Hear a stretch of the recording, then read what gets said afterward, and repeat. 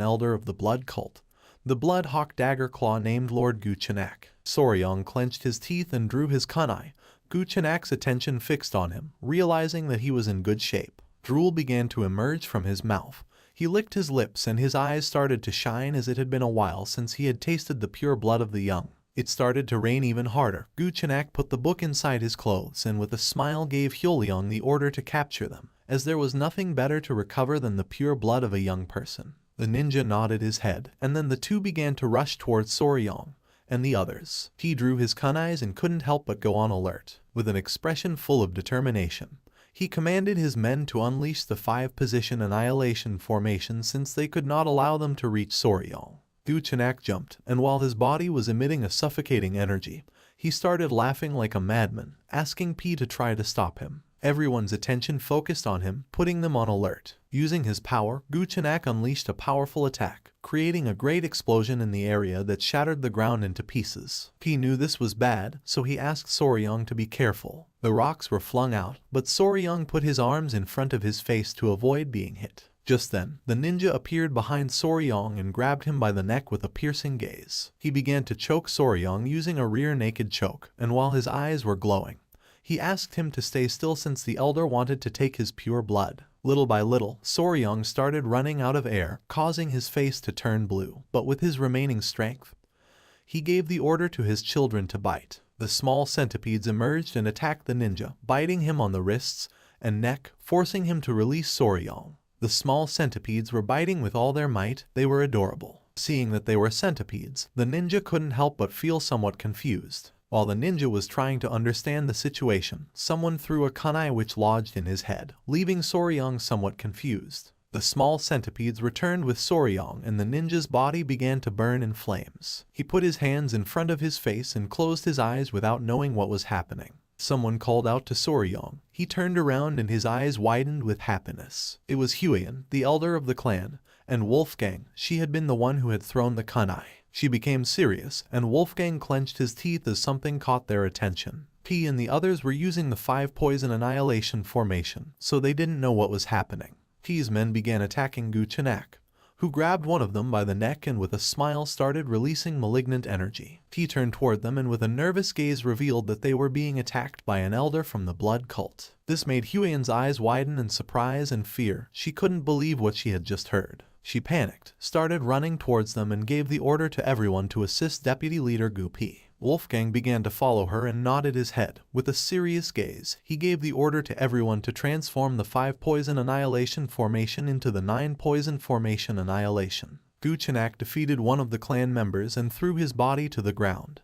But just then, P and the others surrounded him, adopting the 9-poison formation annihilation. A smile appeared on Guchenak's face when he realized that Soryong had been the one who had defeated Takanyong's blood hand poison claw. His eyes began to shine with malice, and he mocked Takanyong, saying that blood hand poison claw was just an overrated name since, after all, he had been bitten to death by none other than centipedes. Wolfgang, annoyed by the old man's attitude, gave the order to shut his mouth, revealing that he was going to be buried here. Upon hearing this, an exciting smile appeared on Guchenak's face. He went crazy, and while his body was emitting a powerful evil energy, he mocked Wolfgang and the others, telling them to try it if they had guts. The battle began, and under the intense rain, fire started to emerge. One of the clan members was injured. Soryong began to bandage his arm wound, causing him to writhe in pain. But he asked him to please hold on a little longer. Soryong bandaged the wound. He was somewhat worried since things were not going well as their side was becoming increasingly exhausted. Guchenak grabbed one of the clan members by the neck and with a smile began to use his power and absorb his blood. While P and the others grew weaker than before, this bastard from the blood cult became more energetic again as soon as he absorbed blood to recover. Guchenak attacked Huyen, causing her body to crash against the tree. Soryong, who was bandaging the wound, couldn't help but go on alert. She fell to the ground, clenched her teeth, and began writhing in pain. Soryong, showing concern, turned around and asked if she was okay. He approached her and, worried about his future wife, placed his hands on her shoulders and asked if she was hurt anywhere. She lied saying she was fine, but then spat blood. She grabbed Soryong's hand, making him curious. With an exhausted look, she asked her future husband to please return to the clan and bring reinforcements, revealing that at this moment, they were not enough to defeat Guchenak. Soryang couldn't help but grit his teeth and feel furious knowing that she was right. Guchenak attacked again, absorbing the blood of another clan member, forcing P and the others to retreat. It was evident that Soryang could do nothing in this battle. Wolfgang, visibly nervous, asked Soryang to return and bring reinforcements for the sake of the clan. The elder promised to somehow hold back Guchenak, urging him to hurry. Soryang observed them silently for a moment and, with a desperate look, agreed, promising to return as soon as possible. He explained that his mobility arts were deficient, so he wasn't very sure if he would be able to do it. But just before he could finish the sentence, Huyen gave him a hug with tears in her eyes and, with a kind smile, said she trusted that Soryang could do it since he had been training hard all this time. She promised that next time they would go looking for poisonous creatures together again, leaving Soryang surprised. Huyen rested her hands on his shoulders and asked him to please go back and bring reinforcements from the clan. Then she ran out to support the others. Soryang stayed thinking in silence. With a sad gaze, he decided to return since this was driving him crazy. He started running back to the clan under the intense rain. He was panting heavily, and each step became heavier than the last. Soryang collapsed on the ground, causing centipedes to emerge from his clothes. The small creatures began encouraging him not to give up. He composed himself and began to stroke one of the centipedes. It was strange since even if he used his mobility art at full speed, it would take him almost half a day, not to mention that most of the clan's experts were also absent. Even if he called for reinforcements, they wouldn't arrive in time. It started raining even more intensely. Soryang began to observe silently and started pondering. A question came to his mind. He didn't know why they had sent him to seek help, realizing that they wanted to save at least him. He couldn't help but clench his fist as he thought the reason was because he was the youngest, weak, and needed protection, questioning whether this was what chivalry truly meant for martial artists. He remembered the kind smile of the patriarch when he mentioned that now Soryang was also part of the family. The word family began to resonate in his head. He had never seriously thought about this, thinking that he still wasn't a member of the Tang clan family from Sichuan. The exciting memories he had lived with them and the image of Huyen and the others smiling and extending their hand appeared in his mind. Everyone thought that he was already part of the family. He couldn't help but feel somewhat embarrassed and didn't take their hand since he was the only one who thought that he wasn't part of the family yet. Soryang began to smile, and then he caressed one of his centipedes, realizing that they were too warm-hearted to be a clan of assassins. He stood up, and his eyes began to shine with determination as it was time to save Mom. The centipedes made an adorable sound, indicating that they were happy. Soryang started running. He was determined to save them. He had to think of some way. The members of the blood cult could recover energy. The forest was full of poisonous creatures like snakes and frogs and poisonous plants. Soryang continued running until he stopped. In front of him there was a nest of snakes. He began to observe in silence, devising a plan. The nest of snakes was full of venomous snakes with piercing gazes. Upon feeling the presence of the creatures, one of the centipedes began to stir and become furious. Caressing the centipede, with a smile, Soryang asked it not to worry since he was going to be fine. He took the centipedes out of his clothes and left them on the ground. One of them was sleeping and the other two were crying. Without wasting time, Soryang left the centipedes behind and started running towards the snake's nest. And without hesitating for a second, he jumped inside, making the snake's attention focus on him. A confident smile appeared on his face. He was Spicy Fabry and had to resolve this matter in his own way. The blood-stained snakes were commonly called flower snake. They looked very cute, but they were undoubtedly venomous vipers. Soryang descended into the snake's nest, and within seconds, dozens of venomous snakes began to coil around his body, biting his hands and legs. Unlike venomous snakes that had hook-shaped fangs at the front of their mouths, these snakes had small venomous fangs in the molar area, which made injecting venom difficult. However, in terms of toxicity, they were the most poisonous terrestrial snakes in East Asia. Soryang began to sweat and with a smile asked the snakes to bite him harder. A snake bit him on the hand. His attention was fixed on it, and he clenched his teeth due to the pain. It was evident that these snakes had a stronger venom than the black mamba, but the technique for controlling internal energy of the Tang clan would help him resist the poison, so he was going to be fine for now. The little centipedes, somewhat worried about their father, peeked out and began to call for his attention. Soryang asked them not to worry and told them to stay calm since he would soon leave the snake's nest. Soryang's eyes widened in surprise as something caught his attention.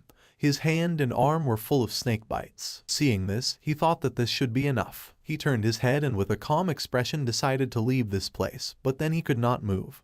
causing his eyes to widen in confusion. Once Soryong looked down, he saw that the snakes had coiled around his legs. He was in shock as he did not expect this to happen. He could not help but clench his teeth in panic since this was not part of the plan. But to his surprise, the small centipedes descended into the nest of snakes, landing on his head and shoulders, leaving him somewhat surprised. It was adorable. One of the small centipedes became enraged and began to roar. Soryong started to observe it and his eyes filled with confusion. One of the snakes began to stare at the centipede and started to hiss. This made the small centipede even angrier, who little by little began to lose patience. The small creature got down from Soryong's head, bit the snake, and with a furious gaze, slammed its body forcefully against the ground, leaving Soryong in shock. The little centipede bit another snake and started to fight. Soryong's attention was fixed on it. He was somewhat confused without knowing what was happening. In an instant, the little centipede defeated the snake and its eyes began to shine with joy and it began to smile. Soryong could not help but thank it for scaring away the other snakes. Soryong crouched down and realized that they were worried about him. He began to caress the centipede's head and could not help but smile. The little centipede climbed onto Soryong's head and fell asleep. With a smile, he decided it was time to go to mom.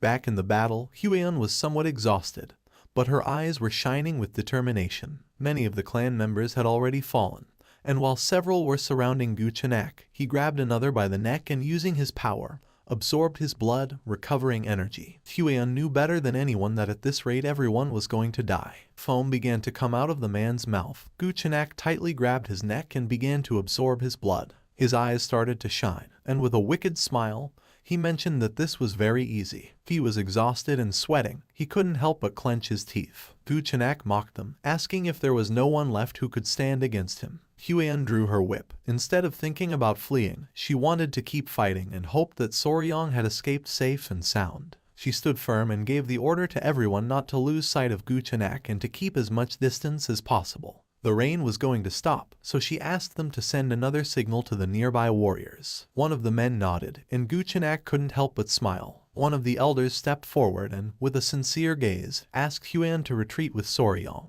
Upon hearing this, her eyes widened in surprise, and without hesitating for even a second, she refused. The men of the clan began to argue since there was no way that a direct descendant of the Tang clan could leave alone, abandoning the members of her clan while they fought. If they couldn't save her, they wouldn't be able to face the patriarch. Guchenak crossed his arms and remained silent. They asked Hyeon to leave quickly, but she refused since she was not going to leave the clan behind. This made Guchenak gradually start losing patience. He interrupted the conversation and said that it was enough. He began to observe Hyeon and the elder and made it clear that if his toys escaped, he would end up bored. He couldn't help but show an evil smile. He put his hand on his chin and revealed that if Hyeon fled, he would turn the Tang clan into a hell since, to announce the return of the blood cult, it was necessary to give a great greeting. The elder couldn't help but clench his teeth upon realizing that this bastard had no intention of letting any of them go. Upon hearing this, Hyeon drew her whip. With a determined gaze, she swore to take at least one of Guchenak's arms even if in the process everyone died. The others nodded their heads, her gaze fixed on Guchenak, and he couldn't help but smile. But just then, someone appeared behind them and mentioned that it was just as she had said. Someone from the clan never leaves the other members behind. This caught everyone's attention. Hyeon's jaw dropped and her eyes widened in surprise. It was Soryong. With a confident smile, he began to walk towards them. The elder was speechless, and Hyeon felt somewhat worried without knowing why Soryong had returned. Soryong began to remove the small centipedes from his body, closed his eyes, and asked them to wait here, then reiterated that the Tang clan never surrendered nor left its members behind. Then he took off his shirt, and his eyes began to shine with determination, making it clear that he too was a member of the Tang clan. He drew his kunais and began to charge against Guchenak. Seeing this, an excited smile appeared on his face. Hyeon couldn't help but feel somewhat worried and asked Soryong not to do it. Guchenak prepared to attack. He had spared his life, and now Soryong had returned by his own means. According to him, Soryong was an idiot. Soryong lunged at him, ready to attack. Hyeon was in shock as, without much effort, Guchenak grabbed Soryong by the neck. His eyes began to shine with joy.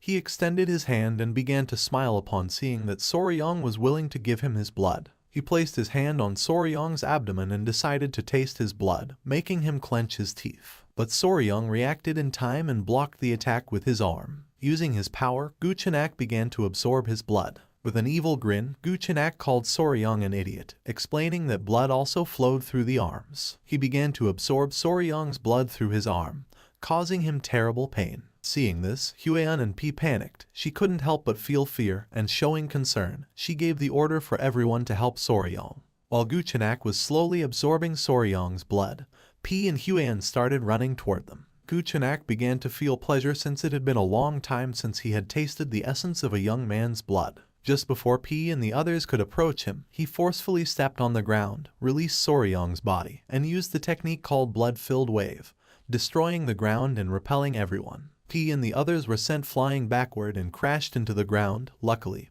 Huan reacted in time and caught Soryong. Guchenak, who had become more powerful, began to smile. They had been very annoying, throwing hidden weapons like flies, but thanks to Soryong, he was able to take care of them all at once. Soryong fainted. Huan approached and, with a desperate expression, tried to wake him up. As a form of gratitude, Guchenak decided to grant Soryong a painless death. She hugged Soryong, saying that was not going to happen. Just then, he coughed and slowly began to wake up, catching Huan's attention. Drool started coming out of Guchenak's mouth, and he demanded to know what Soryong had done. His hair began to fall like leaves, and little by little he began to grow old. With a gaze full of fear, he soon realized that this was the effect of an energy-dissipating poison. Little by little, he began to lose strength, and his body started to tremble. For him, this was impossible since the internal energy techniques of the cult should be resistant to the energy-dissipating poison. He put his hands on his face and went crazy because this made no sense. He wanted to know who the hell Soryong was. With a smile, he began to sit down and, pointing with his finger, revealed that he was his natural enemy. Huan couldn't help but feel relieved to see that Soryong was fine.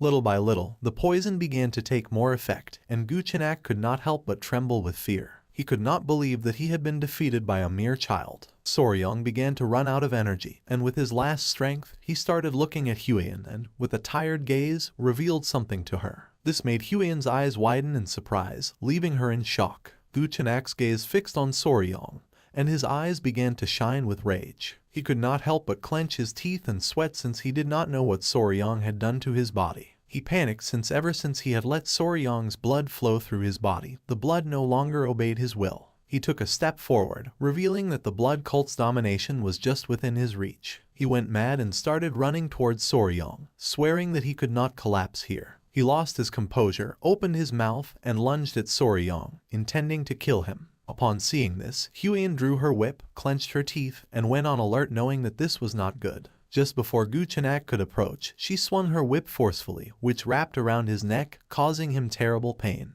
Her eyes widened in surprise, leaving her speechless. She could not believe that her attack had landed. Guchenak grabbed the whip with both hands and began to exert force to free himself. A ghostly monster of a dark martial artist like him had not been able to dodge her attack. Guchenak's eyes began to shine, and drool started to emerge from his mouth.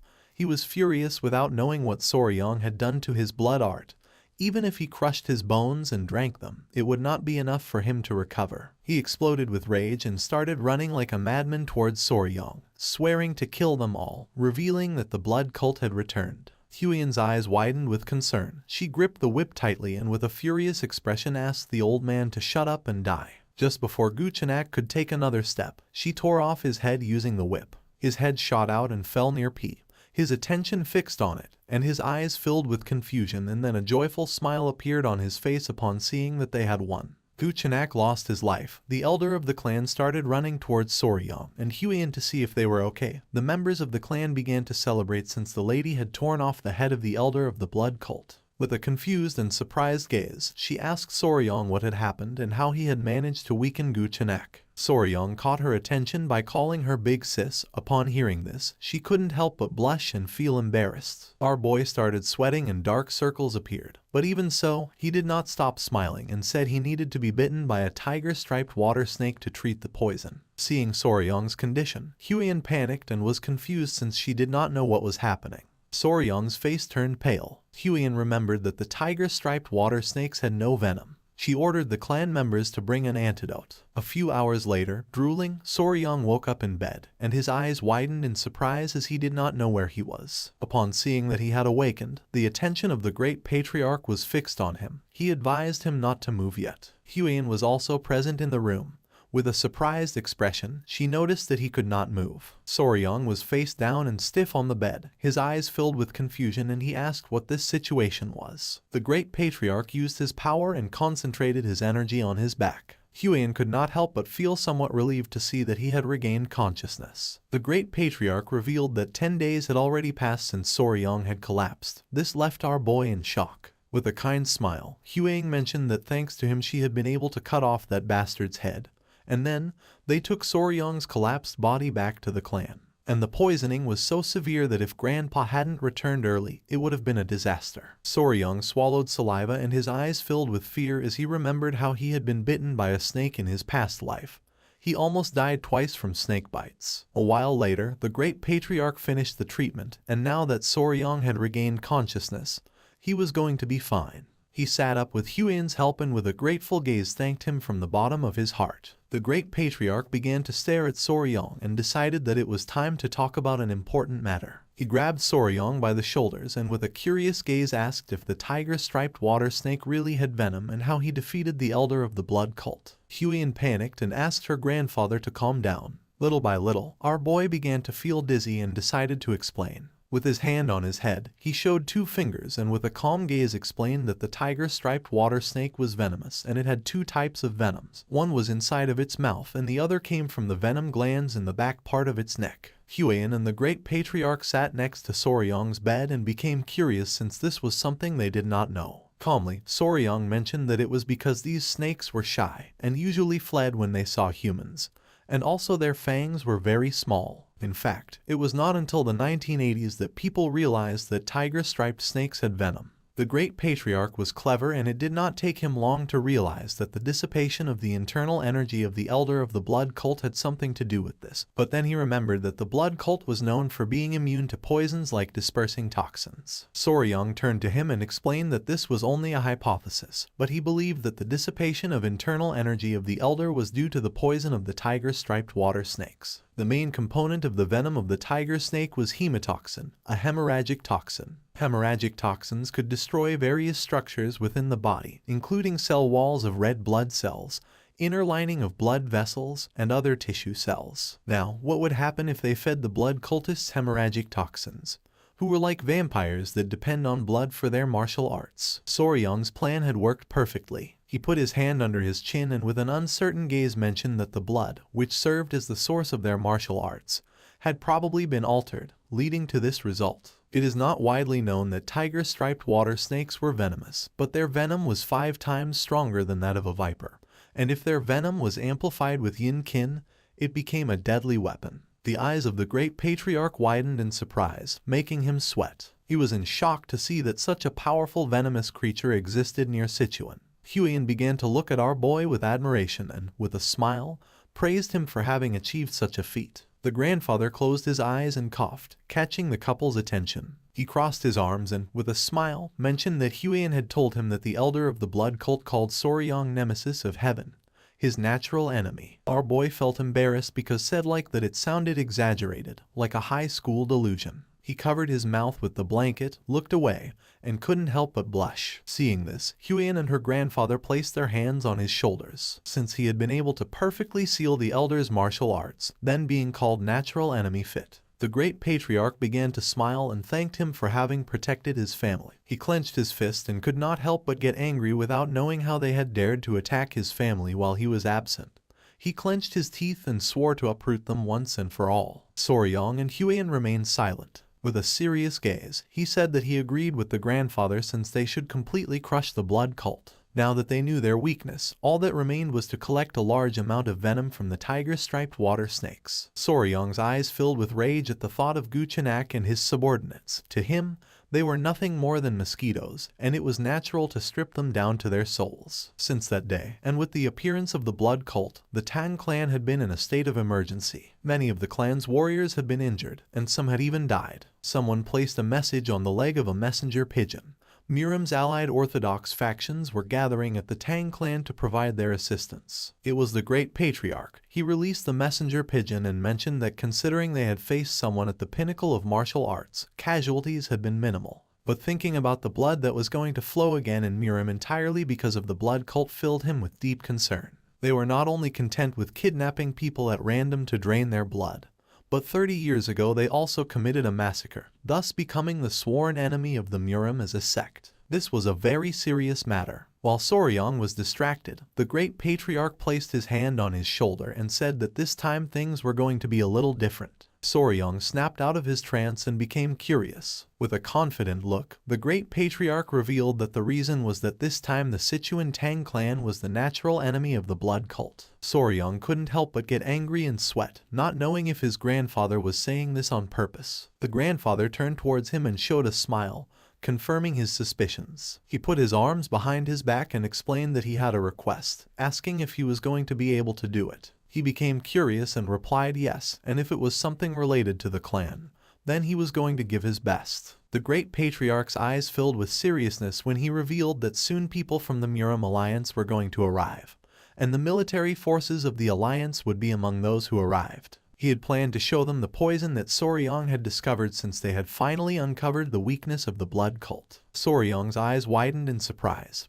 He clasped his hands as a form of respect and with a smile said that if it was for the greater good, then they should do it. Upon hearing this, the great patriarch couldn't help but smile, knowing that Soryang would say that. Just before Soryang could leave, he mentioned that he had some news that was going to make him very happy. Upon hearing this, our boy's eyes filled with curiosity, and he turned around wanting to know what it was. With a kind smile, the great patriarch explained that the modifications to the Hall of 10,000 Poisons were complete and that from now on, Soryang was officially going to be in charge of managing the hall. Upon hearing this, he couldn't help but clench his fists and feel joyful. He began to imagine himself lying down and surrounded by poisonous creatures. This made his eyes widen with excitement. The great patriarch also mentioned that as he had suggested, they had also prepared a sunlit pavilion, since after all, to properly raise tiger-striped water snakes, a solid foundation was first needed. Soryang interlaced his hands and could not help but get even more excited.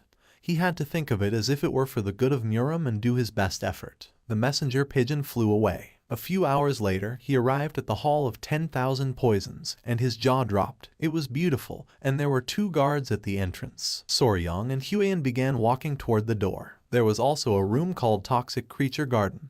Huiyan's attention was fixed on it. She put her hand on her chest and entered into confusion. Soryang crossed his arms and with a smile explained that it meant a backyard where all the poisonous creatures of the Central Plains gather. She became nervous and asked if he intended to gather all the poisonous creatures. With a confident look, he replied that yes, since as he had promised her someday he was going to gather the 10 great venomous creatures of the Central Plains. This made Huiyan blush like a tomato. She put her hand over her mouth and looked away. Without wasting time, she ran off with the excuse that she wanted to see why people were gathered. Soryang couldn't help but feel somewhat confused. Just then, a member of the clan was pleased to see that they had arrived. It was Gupi.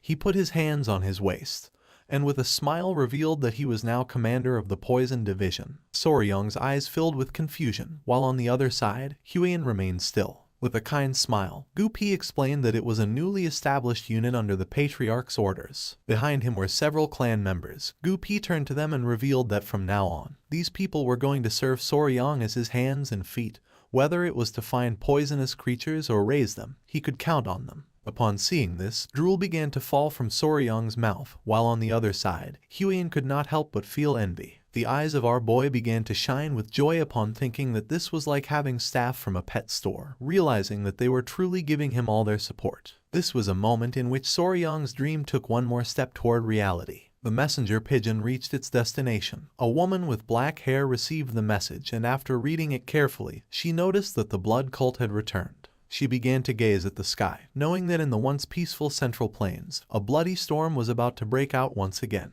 The next day, early in the morning, Jiuchu and his men set off towards the Tang clan. One of the elders turned around and with a smile mentioned that they would soon arrive and assumed that they would finally have to stay at the Tang clan mansion that night. A smile spread across Jiuchu's face. He couldn't help but feel happy as it was a relief to escape sleeping outdoors. He began to imagine the leader of the Murim Alliance, the Emperor of the Fist, Juyonghak, with his fist clenched and his eyes shining with rage. With a nervous expression, Jiuchu realized that he had to bring at least one good piece of news.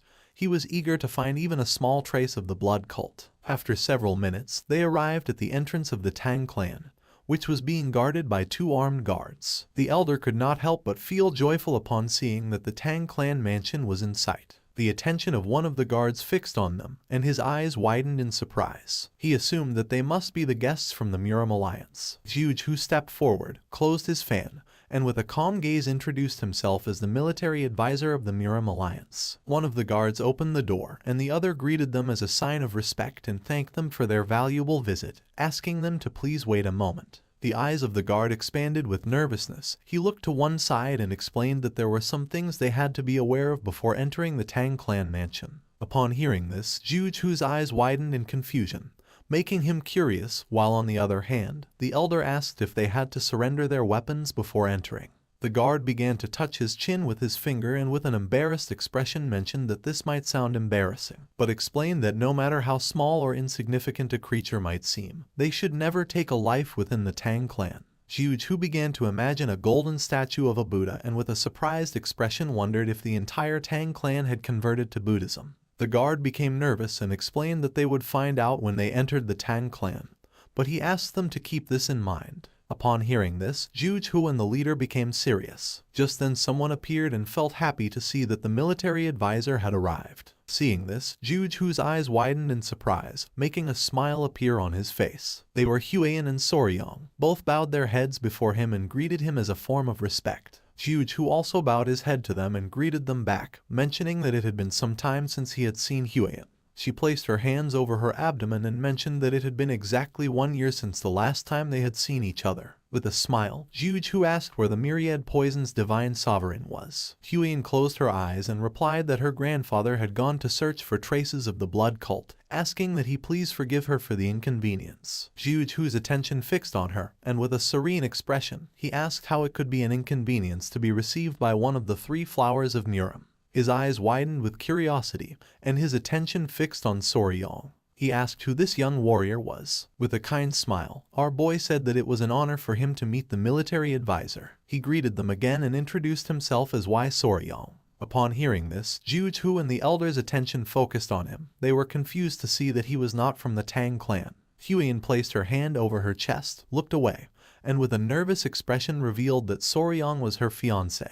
This revelation left Juge Hu and the elder in shock. The men who had come with them started losing their minds and feeling jealous upon seeing that one of Muram's 3 flowers had a lover. They clenched their fists, and their eyes filled with tears. For them, this world was unfair, and they did not know where Soryong had come from. Envy also became evident in Juge Hu's eyes. He opened the fan, and while gazing at the ground, he asked if they could guide them inside. He knew that at this rate, it was possible that the whole group would request a sparring match with Soryong. Just then, a strange sound spread through the air. The eyes of Zheng Hu and the elder filled with confusion and curiosity since they did not know where that strange sound was coming from. The men's jaws dropped. They began to look at the sky, and with a surprised expression, they caught everyone's attention, revealing that there was something in the sky. The sound came from the golden-haired king bees, which were flying around the area. Everyone's attention was fixed on them. They were in shock upon seeing that there were such poisonous creatures as these bees in the Tang clan. The men stood in front of Huiyan and the others drew their swords and asked everyone else to be careful. They were ready to protect Huiyan. Seeing this, Soryong couldn't help but panic and, with a serious gaze, asked them to put away their weapons. His eyes widened in fear. He placed his hand on the man's shoulder and decided to explain the new regulations of the Tang clan. But the man became angry, pushed our boy's hand away, and with a furious gaze asked him to step aside, revealing that the golden-haired king bees were very dangerous creatures capable of killing an ordinary person with ease. Soryong tried to explain himself, but little by little the men began to crush his body. He could no longer contain his rage, pushed the men away, and with a furious gaze revealed that he was raising the golden-haired king bees, asking everyone to calm down. The man couldn't help but go into shock and swallowed hard upon seeing that Soryong was raising such poisonous creatures. One of the bees landed on Soryong's head as a form of love, and upon seeing this, Zheng Hu and the others were scared shitless and backed away. With a smile, Soryong began to play with the bees and knew that they had missed him since it had been some time since they last saw each other. Huiyan's eyes widened with joy, and she began to show a smile. The gaze of the bees fixed on Zheng Hu and his men. Our boy began to caress one of the bees and with a kind smile asked them not to sting the guests. The man's jaw dropped. He began to sweat upon seeing that Soryong was treating the golden-haired king bees as if they were children. And then, the spirits of the young warriors instantly calmed down. After this incident, Jughu and the elder accompanied Soryong and Huang inside. Jughu's attention was fixed on Soryong. He would never have thought that the young warrior from Hainan Island was the fiancé of the poisonous flower. He was in shock to see that despite being an outsider, Soryong had managed to become the son-in-law of Clan Tang. As they were strolling, something caught Jughu's attention.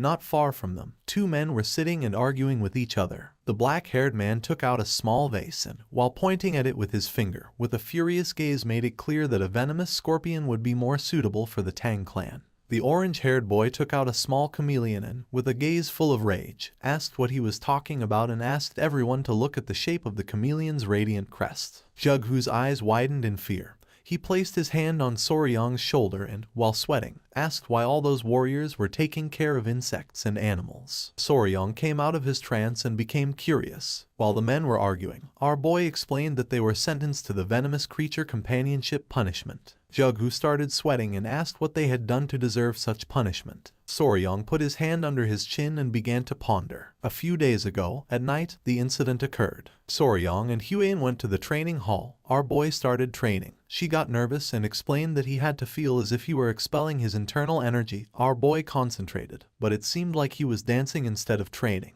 Just then, someone appeared and caught their attention, making them curious. It was Commander Gu and his men.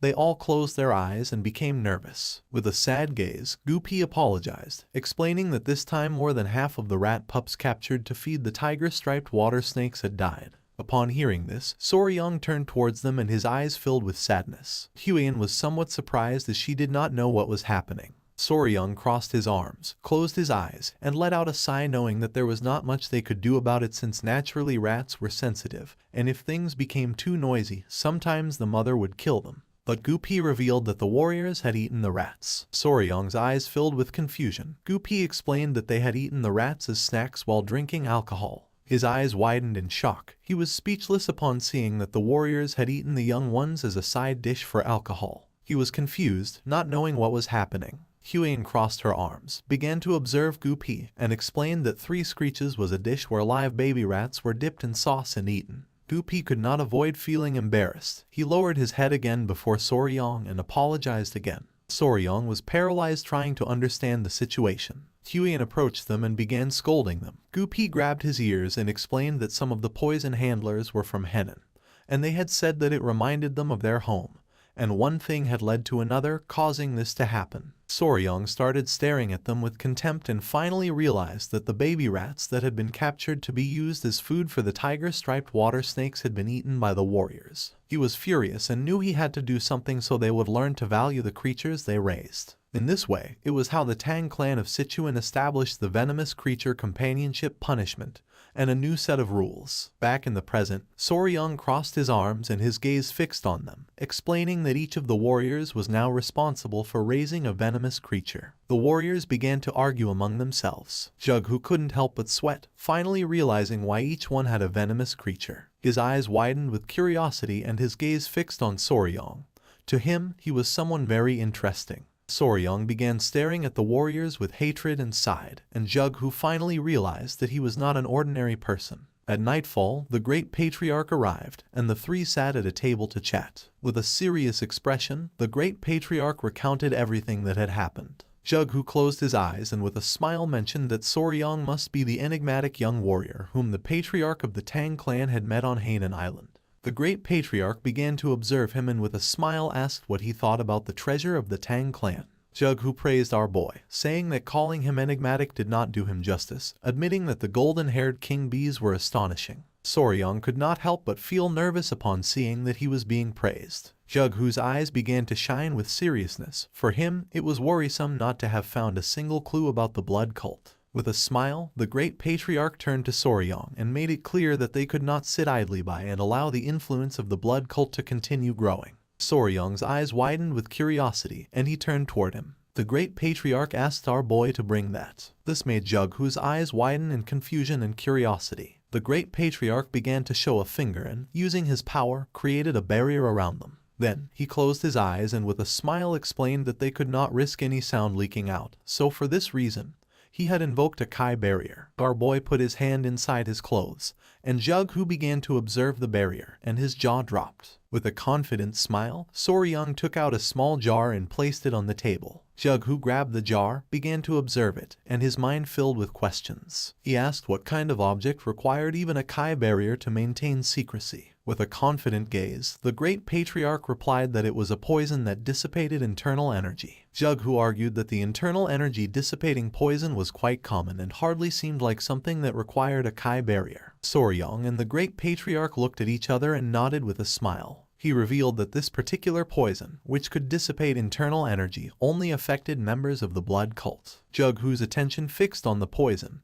and his eyes widened in surprise. He panicked, slammed his hand against the table, and asked if this was true. The great patriarch closed his eyes and, with a confident expression, explained that although it was hard to believe, it was true. With a gaze full of hatred, Jughu began to imagine the members of the blood cult, thinking that this was a truly incredible discovery, revealing that the reason they had fought so hard during the blood cult rebellion 30 years ago had been because they had used internal energy dissipating poison against them. The great patriarch began to recall the blood cult rebellion and confirm Jughu's suspicions by explaining that when martial artists like them were poisoned, their internal energy dispersed, leaving them powerless, but the members of the blood cult remained completely intact. With a serious gaze, Jughu asked what the potency of this version of the poison was. The great patriarch's eyes began to shine with confidence, and he responded that according to Huian, the poison was capable of reducing their physical abilities to the level of an ordinary person, revealing that she had defeated a blood cult elder who had been poisoned with a single blow. Upon hearing this, a smile appeared on Jughu's face and his eyes began to shine with joy,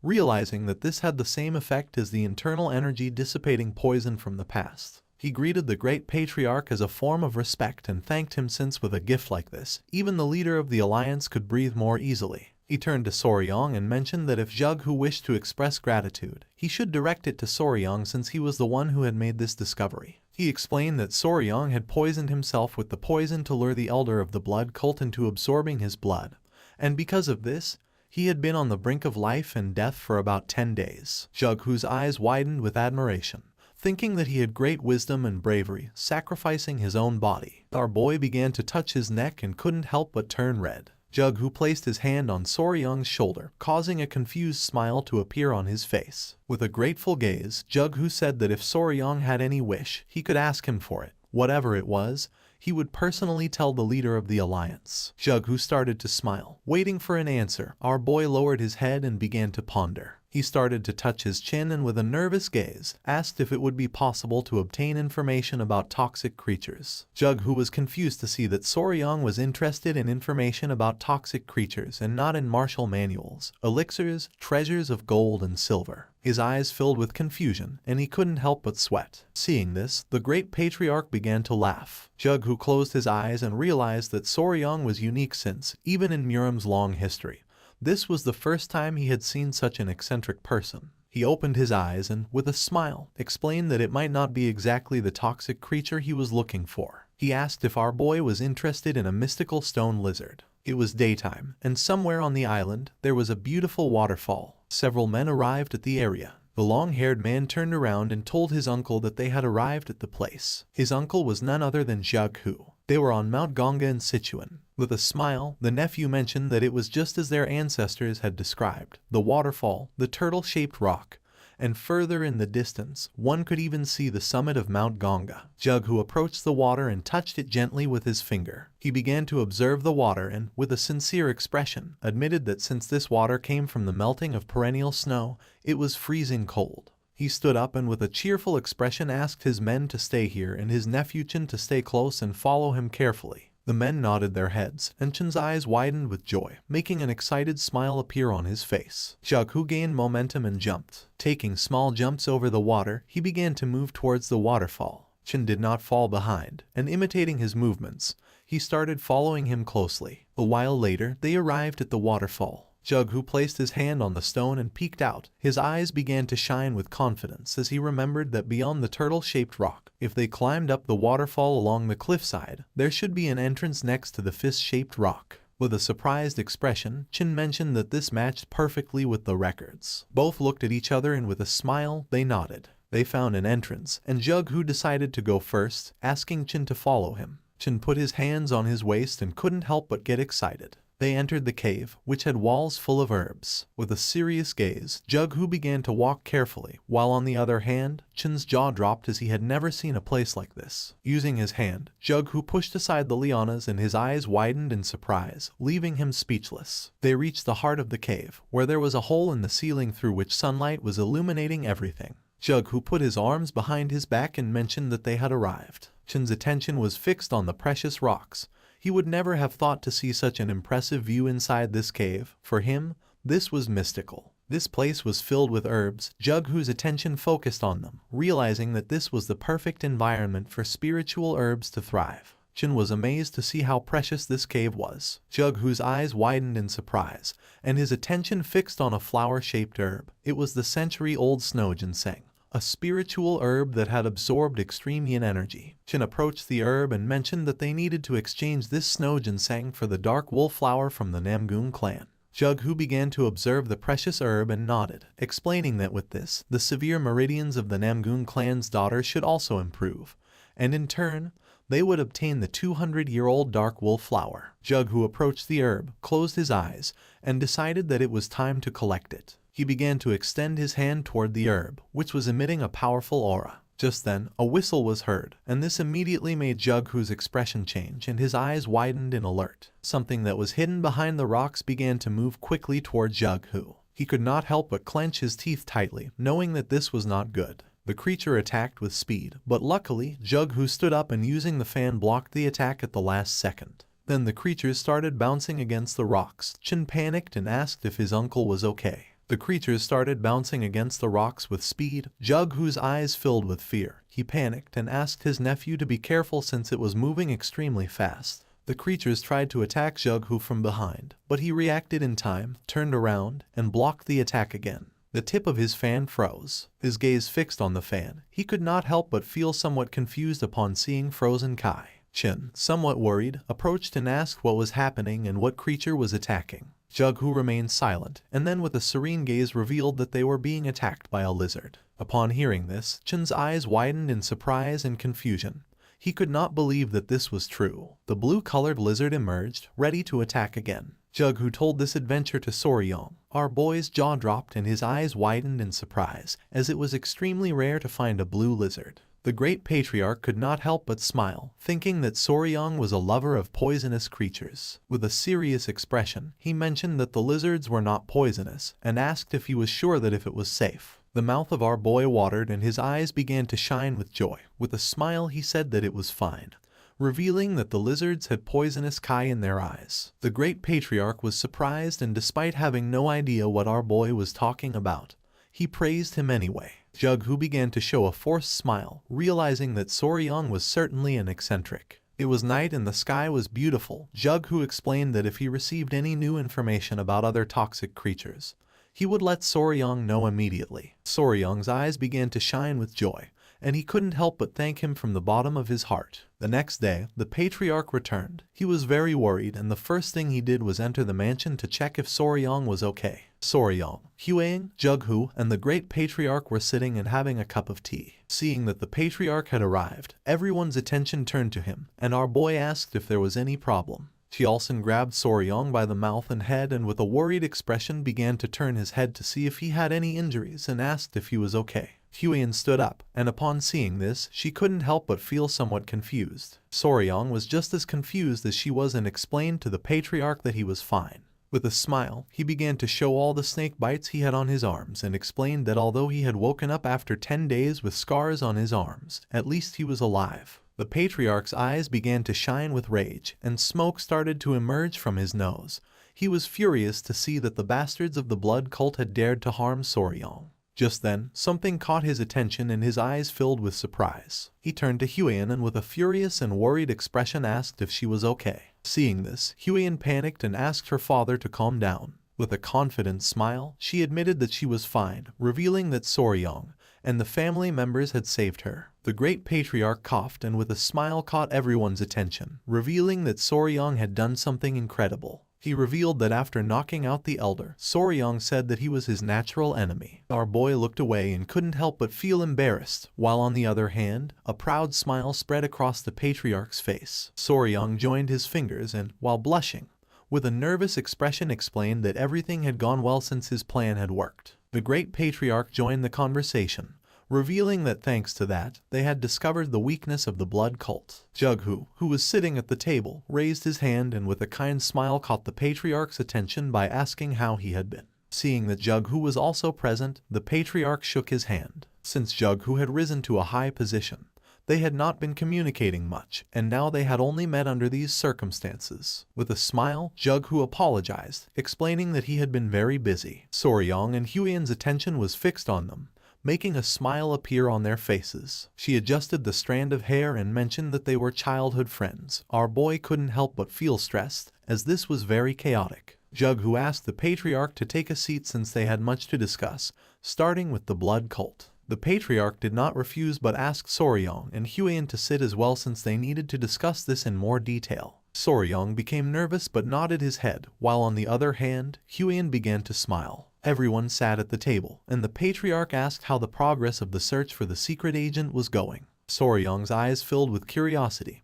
He interrupted the conversation and asked which secret agent they were talking about. He didn't know if by secret agent they were referring to a spy or something similar. The patriarch rested his head on his fist, and his eyes expanded with joy. Then, he closed his eyes and, in a serious tone, asked if Soryong hadn't mentioned that the bastards from the blood cult had interrupted to steal the secret manual of Blood Hand Poison Claw. With a surprised and sincere gaze, our boy explained that for them it was extremely valuable. The patriarch opened his eyes and asked how our boy believed they had discovered that the Blood Hand Poison Claw manual was with the Tang clan of Sichuan. Soryong's eyes widened in fear. He couldn't help but clench his teeth and start sweating. Placing his hands on the table, he stood up and with a furious expression made it clear that this was a big problem since there could be someone inside the clan leaking information to the blood cult. Huiyan and the patriarch's attention focused on our boy, leaving them somewhat surprised. The eyes of the patriarch and Jughu filled with confusion.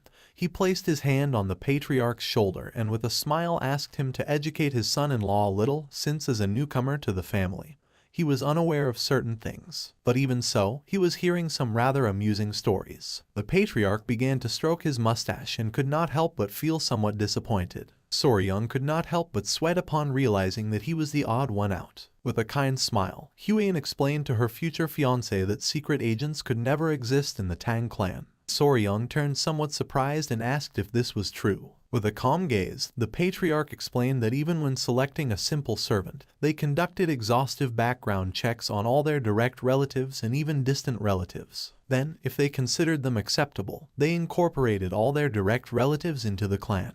With a confident smile, he made it clear that all their children were raised within the Tang clan, so under such circumstances, no one would dare to betray them. Our boy couldn't help but go into shock upon seeing that they took such extreme measures. He began to sweat, and his eyes widened with curiosity, and then he asked who the secret agent was. Somewhere else, someone broke a teacup. A muscular man grabbed a woman tightly by the neck, making her clench her teeth. She tried to break free, but it was in vain. The man was Ju Yoonghak, and his eyes were full of rage. He began to strangle the woman, making her face turn pale. She was a servant of the Murim Alliance. Jughu showed a finger and, with a confident smile, made it clear that within the alliance, only 3 people had knowledge of this matter, and he was confident that by now, the leader of the alliance should have already captured her. It was daytime, and the sun was high in the sky. While the situation in the clan was stabilizing, an unexpected guest arrived at the gates of Tang Clan Manor. Upon seeing the guest, the guard couldn't help but tremble with fear. The guest mentioned that he had finally arrived, explaining that running all the way from Hebei to Chengdu without using mobility arts had been quite fun. He struck his fist against his chest and, with an excited smile, asked the guard to inform his patriarch that Peng Muan, head of Clan Peng, had arrived. Someone shot an arrow into the air, and upon seeing it, Soryong and Huiyan started running towards the entrance of the clan.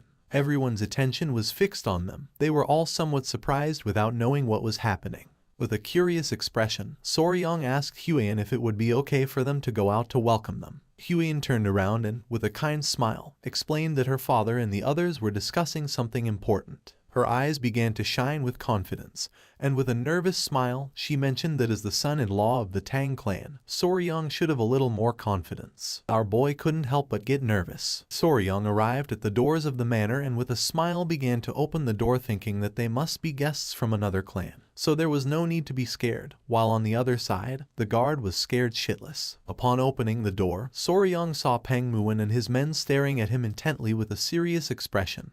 This made our boy frightened. Peng Muin's eyes widened in surprise and confusion. He placed his hands on his waist and couldn't help but smile upon seeing Huang. She joined her fist with her palm and greeted the head of the Peng clan with respect. With a smile, Peng Muin said that some time had passed. He had seen her when she was little and now she had grown so much that he could hardly recognize her. Huang closed her eyes and with a forced smile mentioned that had been 5 years ago, realizing that indeed a lot of time had passed. Peng Muin's eyes filled with seriousness and his attention focused on Soryang. He wanted to know who he was. Upon feeling the gaze of the head of the Peng clan, Soryang began to sweat like crazy. Huang started observing him and couldn't help but feel somewhat confused. With his face sweating, our boy greeted Peng Muin, introducing himself as the son-in-law of the Tang clan. Why Soryang? Peng Muin began to stare at our boy and while touching his chin, he began to ponder. He grabbed Soryang by the cheek and with a curious gaze asked if he was Huang's fiancé. Soryang panicked, not knowing what to do. Huang placed her hand near her mouth and nodded with a smile. This made Peng Muin's eyes fill with seriousness. Soryang began to sweat and, with a nervous expression, looked away. Peng Muin's attention was fixed on our boy. He put his hand under his chin and began to think with a curious gaze. Without wasting time, he touched our boy's private parts, which made Soryang turn as red as a tomato. Meanwhile, on the other side, Huang's jaw dropped and her eyes widened in surprise, leaving her in shock. With a smile, Peng Muin explained that he was wondering if Soryang was too young, but down there he was a full-grown man. Soryang, who was panting heavily, began to observe Peng Muin and couldn't help but feel somewhat confused. Our boy turned to Huang without knowing what was happening. Peng Muin placed his hand on Soryang's head, gave a thumbs up, and with a confident smile made it clear that in a few years, Soryang was going to be incredible. Huang turned as red as a tomato, looked away, and put her hands over her face. She remembered that the people of the Peng clan really didn't like formalities or rigid etiquette, so for this reason, the head of the clan had his own way of evaluating. Peng Muin placed his hand on Soryang's shoulder and began to smile. The attention of his men also focused on him, and their eyes widened in surprise,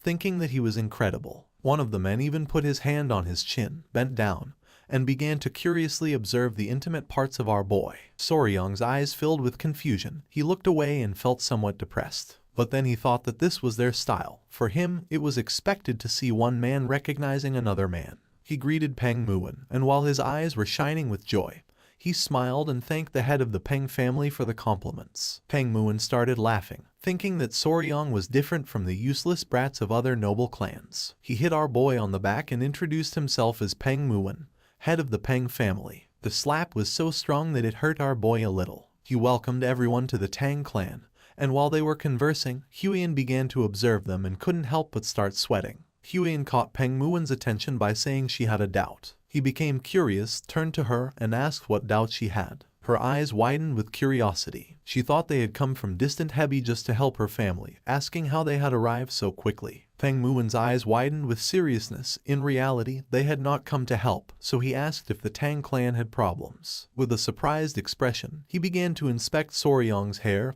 and asked if something had happened. Huang began to sweat. She was bewildered as she did not know the reason why Peng Muin had come. Seeing her expression, Soryang was confused. A while later, they went to the family mansion and Peng Muin was somewhat surprised to see that the blood cult had appeared. They sat at the table to drink tea and converse. With a calm expression, Huang informed them that they had already been eradicated. Peng Muin, who had his head resting on his fist, began to observe her and let out a sigh. He was somewhat annoyed and thought that he should have come a little earlier. Jughu, who was sitting beside him, remained silent. With a smile, the patriarch asked what had brought him here. Peng Muin's eyes widened in surprise.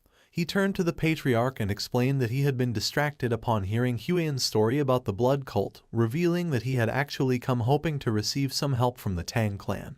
Huang and Soryang's attention focused on him. The patriarch's eyes filled with surprise and curiosity. He asked if Peng Muin could explain himself. He began to touch his head with his hand, closed his eyes, and then let out a sigh. He put his hand near his mouth, turned towards the door, and with a serious expression asked his men to bring her to greet her elders. Jug, who became somewhat curious, and his attention was fixed on him. Someone opened the door of the hall. It was one of Peng Muin's men whose eyes were shining. With a penetrating gaze, the man entered the hall. Huyen put her hand near her mouth, and her jaw dropped. She realized that it was a kid. Soryong began to sweat, and his attention was fixed on the man. The man approached the table, put his hand behind his cape, and asked the young lady to come down and pay her respects to the elders of the Sichuan Tang clan. Just then, someone on the man's back started moving, saying they were still sleepy. Soryong's eyes widened in surprise, and his jaw dropped, leaving him in shock. Someone dressed in white got down from the man's back, also shocking Huyen. It was an adorable little girl who was eating a lollipop. Everyone remained silently watching the little one. With a sweet expression, she greeted the elders of the Sichuan Tang clan, introducing herself as Peng Yingying. The girl started eating a cookie.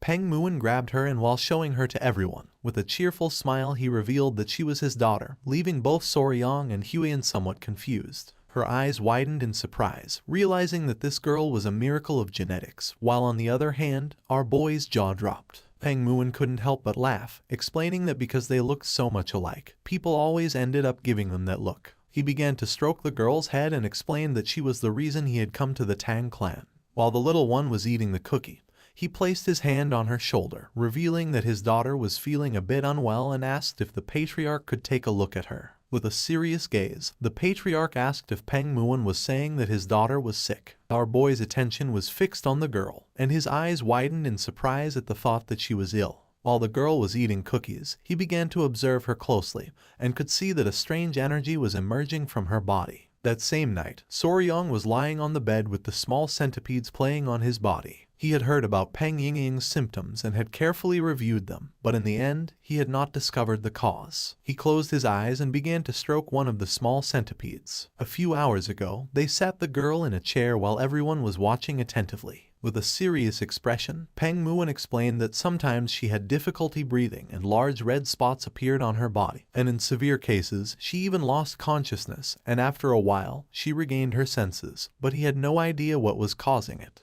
The patriarch sat next to the girl, extended his hands, and decided to examine her. Peng Muin's eyes filled with rage as he had searched and searched. He had even made the disciples of the medical sect examine her, but they all said she was perfectly healthy. He was going crazy. One of the disciples had even said something strange, and he had almost beaten him to the brink of death before stopping.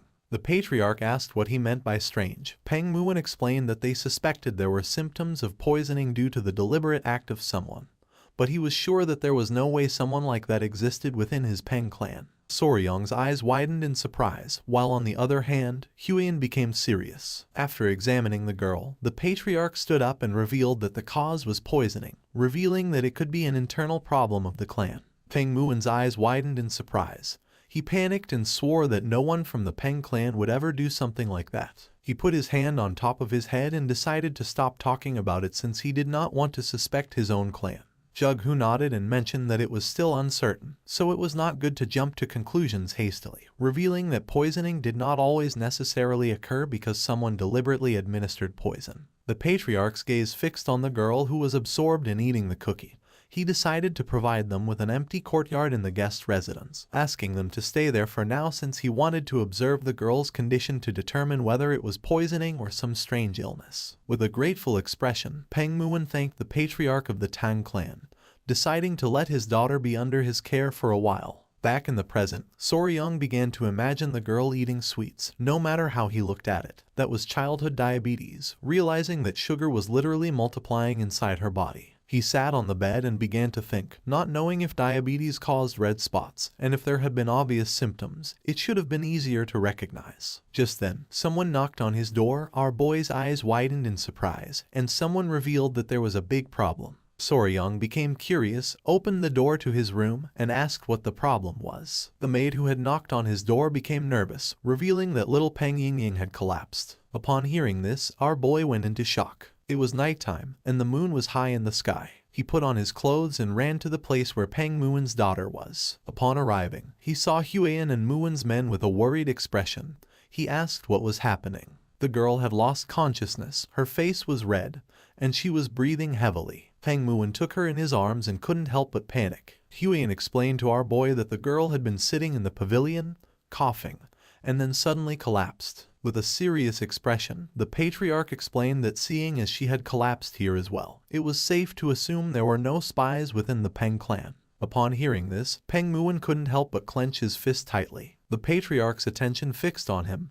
He became confused, not knowing what was happening. Without hesitating for a second, Peng Muin punched himself in the jaw with a powerful blow, leaving the man behind him in shock. The punch was so strong that a tooth flew out of his mouth. With his nose bleeding, Peng Muin closed his eyes and, with a smile, apologized since, even though he had said those words, he could not forgive himself for having suspected even momentarily of his own people. Now he knew that if Ying collapsed again, it had to be for another reason. One of his men put his arm over his face and couldn't help but cry. Meanwhile, on the other side, Soryang's jaw dropped upon seeing that Peng Muin had lost a tooth. Peng Muin's men began to hit themselves in the face because despite being there, they had failed to prevent the young woman from collapsing, admitting that their sin was also great. The patriarch's eyes widened in surprise, and his jaw dropped. He reached out to them and asked them to calm down.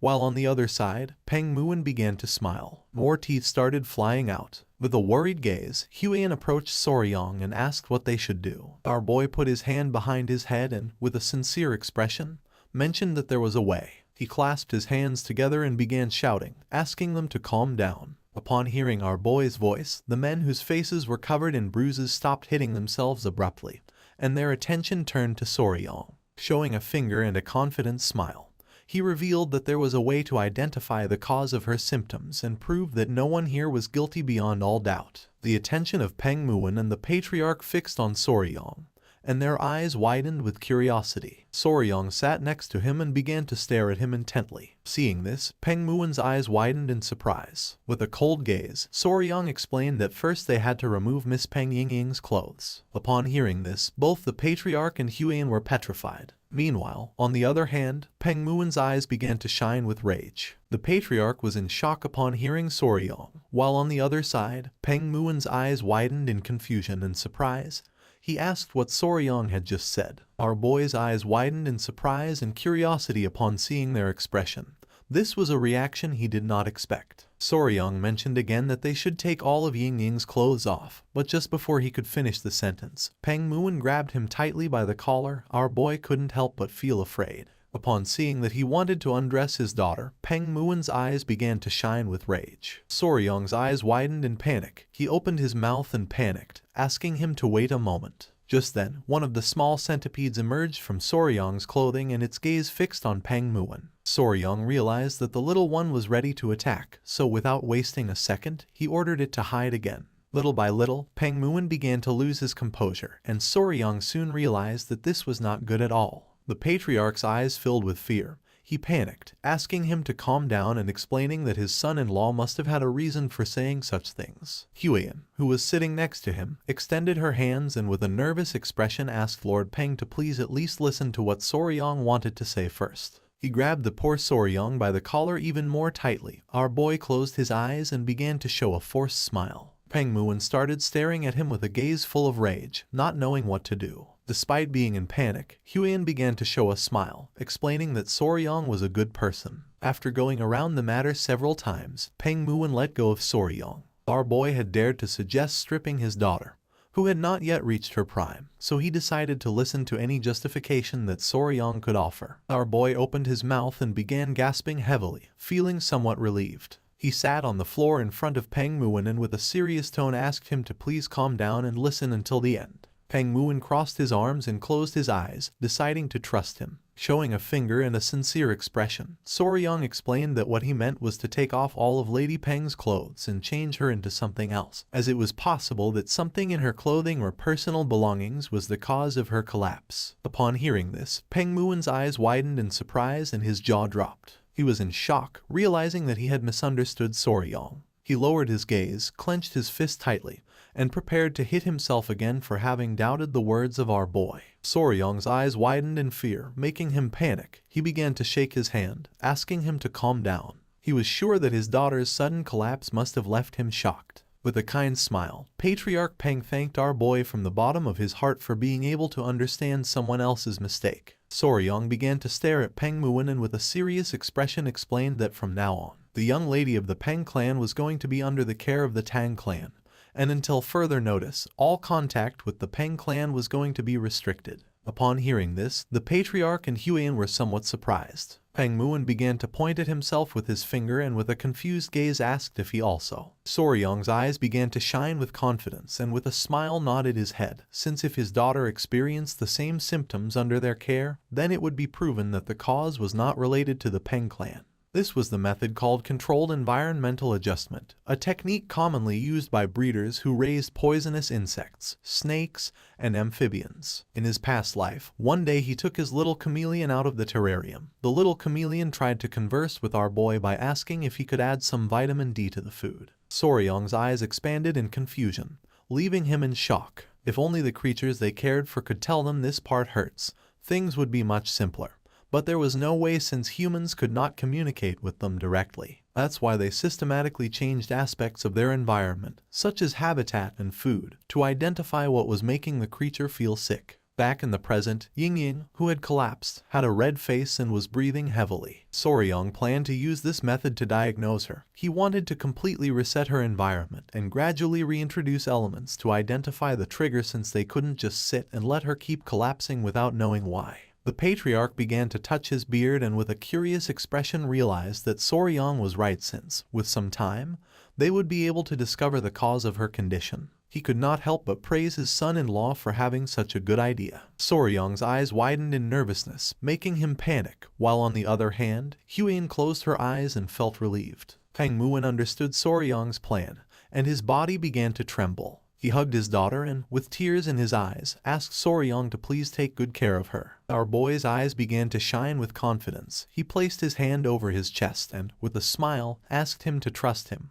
What no one knew was that he had raised countless creatures, and a little girl was nothing in comparison. The next day, little Ying woke up and her eyes filled with tears. This was not going to be as easy as Soryong had hoped. Ying started crying, and upon seeing this, our boy panicked, not knowing what to do. Ying started crying even more. Soryong put his hands on top of his head and his eyes widened in confusion since the moment she had regained consciousness, she had begun to cry. Meanwhile, Lady Huan and Soryong's mother-in-law were outside gathering essential supplies to care for Ying, so Soryong was left alone with an unpredictable little child. He approached the bed and with a confused expression asked if she was sleepy or hungry.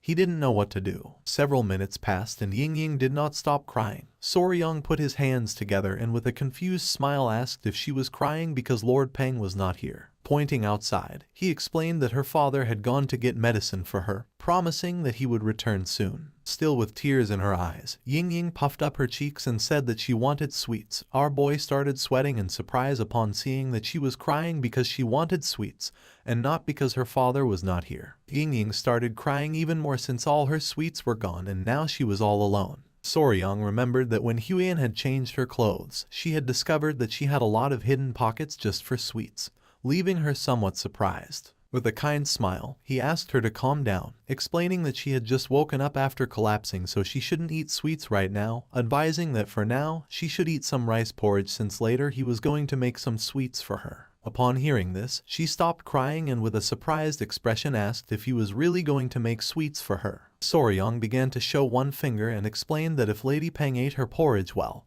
and was obedient, he would make candied fruit skewers just for her. The little girl's eyes widened in surprise. She closed her eyes and with a tender smile decided to make a promise with him. She clenched her fist and with a smile revealed that the Peng clan always kept its promises. If she broke hers, he could hit her in the face. Soryong lowered his head and couldn't help but feel somewhat disappointed, not knowing why the damn Peng clan taught these kinds of things to children. It was daytime and the sky was clear. Somewhere in the manor, Peng Muan was hiding among the bushes. His eyes were full of seriousness as lately he had been burdened with worry. Ying, who was playing with one of the bees, and Huan passed in front of him. Peng Muan's eyes filled with tears as he could only see Ying from afar. You see, due to the rule of no contact with the Peng clan, he could not see his daughter. Soryong's attention was fixed on him.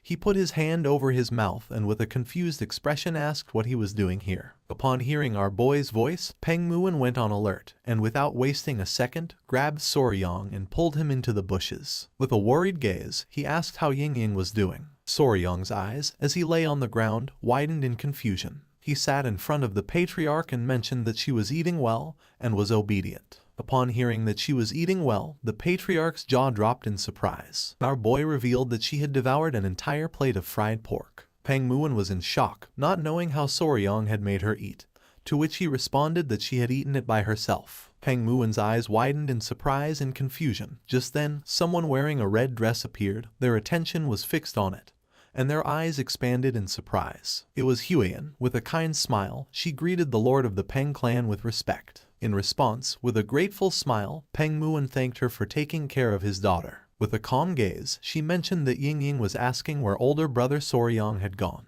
Upon hearing older brother, Peng Muon couldn't help but feel furious, while on the other hand, Soryong was somewhat confused. Peng Muon's eyes began to shine with rage since not even he had had a proper conversation with her, without knowing when they had become so close. Seeing his expression, our boy's jaw dropped in fear. Peng Muon exploded with fury, wanting to know since when she had started calling him older brother. Soryong clenched his teeth and without wasting another second, ran out of the place. Peng Muon put his hands on top of his head and started going crazy. Huiyan turned towards him and with a cheerful smile asked if he was heading to the training grounds again. Our boy explained to her that after playing a little with the golden-haired king bees, Ying was more obedient. Soryong started running towards the training grounds, realizing that the golden-haired king bees also felt affection for Ying. A few minutes later, he arrived at the training grounds where little Ying was playing with one of the bees. She held the bee in her arms and with a cheerful smile greeted our boy. Ying started playing with the bee and then more bees began to arrive. One of them climbed onto her head and another started licking her cheek. She couldn't help but smile as she felt ticklish. Soryong's attention, who had his arms crossed, was fixed on her, and a smile appeared on his face since thanks to these little creatures,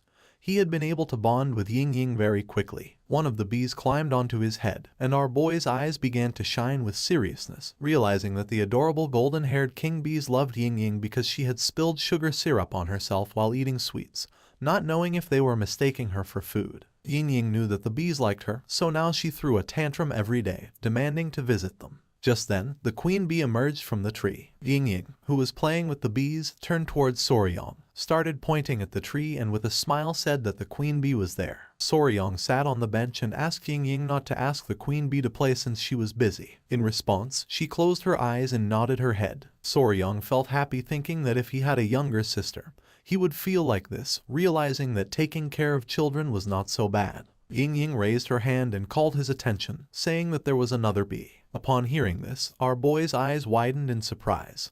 He brought his hand to his mouth and with a worried gaze asked her to be careful since some bees stung. Just then, she started screaming as she had been stung. Soryong panicked and started running towards her, asking if she was okay. She had a small sting on her arm. With a worried gaze, our boy explained that she should be careful.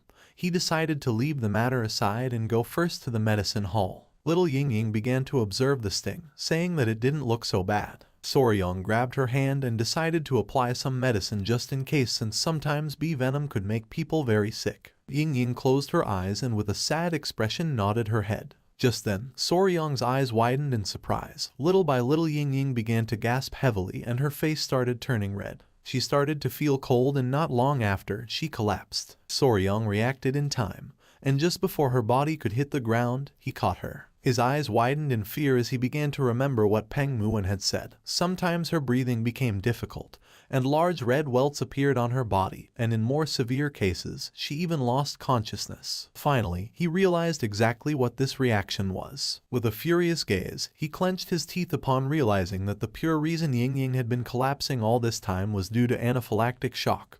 More precisely, anaphylaxis. Anaphylaxis is a severe allergic reaction caused by a hyperactive immune response. Usually, when harmful foreign substances or toxins enter the body, the immune system immediately launches an attack to eliminate the threat. When toxins entered the body, they were like thieves entering your house. This causes the cells to run away from the place since the toxins destroy cell membranes. The immune response to these invaders is known as inflammation. The body releases histamine, which dilates blood vessels, allowing white blood cells and antibodies to flood in and neutralize the invader. But the problem arises when the body overreacts to certain harmless substances, widening the vessels even more. When histamine is released in excess and malfunctions due to a hyperactive immune response, the blood vessels throughout the body dilate rapidly, causing a dangerous drop in blood pressure, and since oxygen does not reach the brain and important organs, they stop functioning properly. In extreme cases, anaphylaxis can become lethal. Soryong carried little Ying on his back and with a determined expression, began to run at full speed, knowing that they had no time. He started running quickly through the area, and along the way begged Ying to please hold on a little longer. Several minutes later, thanks to his incredible mobility arts, Soryong arrived at the entrance of the patriarch's residence. With a nervous gaze, he began to shout, informing his father-in-law that Ying had lost consciousness. Upon hearing this, the patriarch opened the door. Ying, who was as red as a tomato, began to pant heavily. Soryong picked up Ying in his arms and clenched his teeth in worry, not knowing if she would be okay. The patriarch and Peng Muon ran out of the residence, and upon seeing that Ying had lost consciousness, they panicked, asking what had happened. With a worried gaze, Soryong explained that she was having serious trouble breathing. Peng Muon took his daughter, and his eyes widened in fear. He reached out and decided to pour his internal energy to stabilize her. The patriarch sat beside them and remained silently observing. Little by little, the breathing of little Ying began to stabilize, and the red rashes started to disappear. In a matter of seconds, the red rashes disappeared, and Ying's breathing returned to normal. Seeing this, Soryong closed his eyes, fell on his butt to the ground, and let out a sigh of relief, thinking that internal energy was incredible. The primary treatment for anaphylaxis was to stabilize blood pressure and ensure an open airway for breathing. In modern medicine, this was done using epinephrine, steroids, and antihistamines, and in more severe cases, intubation was required to help with breathing. But in this world, Kai-based techniques solved everything, and it was no surprise that Soryong found it impressive. The patriarch's gaze fixed on Ying, and his eyes filled with seriousness as he realized that the symptoms were the same as last time. He turned to Soryong and, remembering that he was with her, asked if he had seen what had triggered the reaction. Peng Muon's eyes widened with curiosity. He asked if Soryong knew what had caused her to faint. Our boy sat in front of them and nodded his head, explaining that he had seen it clearly. With a confident expression, Soryong began to show a finger, revealing that Ying had collapsed after being stung by a bee. Upon hearing this, Peng Muon and the patriarch's jaws dropped in surprise. They could not believe that a bee had been the trigger for the allergic reaction. The patriarch began to stroke his beard and thought that although it was rare, there were cases of people fainting after being stung by a bee. But he knew that this did not explain why she had collapsed all those other times. Peng Muon's eyes widened in surprise. He thought that the patriarch was right, since if a bee sting were the cause, she would not have made it this far. He was somewhat confused because this meant that they still did not know what the cause was. The patriarch let out a sigh as they could not find any clear connection. But just before he could finish the sentence, Soryong closed his eyes and nodded with a smile, revealing that he had found what the cause was. The patriarch's eyes widened in surprise and curiosity. He was in shock and asked if Soryong was really telling the truth. With a smile, our boy revealed that Ying being stung by a bee had helped him discover the true cause. Peng Muon's jaw dropped in surprise. He demanded that Soryong explain himself. Our boy decided to explain in detail. Peng Muon's face filled with sweat, while on the other hand, the patriarch's eyes widened with suspicion. Soryong's attention was fixed on little Ying. He closed his eyes and with a smile mentioned that first they had to remove her clothes. It was already dusk. Someone closed the door of a room. It was Huan, who turned around and with a sincere gaze admitted that it was just as Soryong had said. Those eruptions on her body made it difficult to see at first, but beneath them there were some old marks, and now new ones had appeared. Behind her were Soryong, who had a bump on his head, the patriarch, and Peng Muon. The patriarch, who had his arms crossed, began to smile, while on the other side Peng Muon's eyes widened with happiness, thinking that Soryong was right. Just then, the matriarch opened the door and with a serious gaze asked everyone to remain silent since she had not yet regained consciousness. Upon hearing this, everyone nodded their heads. Peng Muon brought his fist to his mouth, closed his eyes, and coughed, admitting that it was just as Soryong had mentioned. There were additional marks beyond just the rash. Soryong, who had a giant bump on his head, began observing him in silence. With a sad and confused gaze, Peng Muon asked why his daughter had been fainting all this time. With a confident tone, Soryong revealed that it was due to bee venom poisoning. Peng Muon's eyes filled with confusion as he recalled that the patriarch had said that was not the cause. Besides, there was no way they wouldn't notice a bee sting, and their courtyard had no flowers, only stone pavement, so there was no reason for the bees to be there. He wanted to know what made Soryong think it was bee venom. Soryong closed his eyes, started touching his chin, and thought that he was right since a bee sting would have been noticeable. But he had no doubt that her symptoms matched perfectly with anaphylaxis caused by bee venom. Little by little, our boy began to open his eyes, which started to shine. His mind was like a giant bookshelf full of books about poisonous creatures. His eyes began to shine with seriousness. He started touching his cheek and knew that what he needed to find out was another creature that had the same venom as a bee, one that contained melatonin or peptides that triggered swelling and difficulty breathing. He began to imagine the forest of Hebei province in China, which had a temperate western climate. Several poisonous creatures appeared in front of him. Among them was the white-lipped pit viper known as the Chinese cobra, the Chinese scorpion, the Chinese red ant, and the red-chested ant. Soryong began to touch his chin and decided to discard the snakes and scorpions. Peng Muin's and the patriarch's attention focused on him, and their eyes widened in confusion. They did not know what he was doing.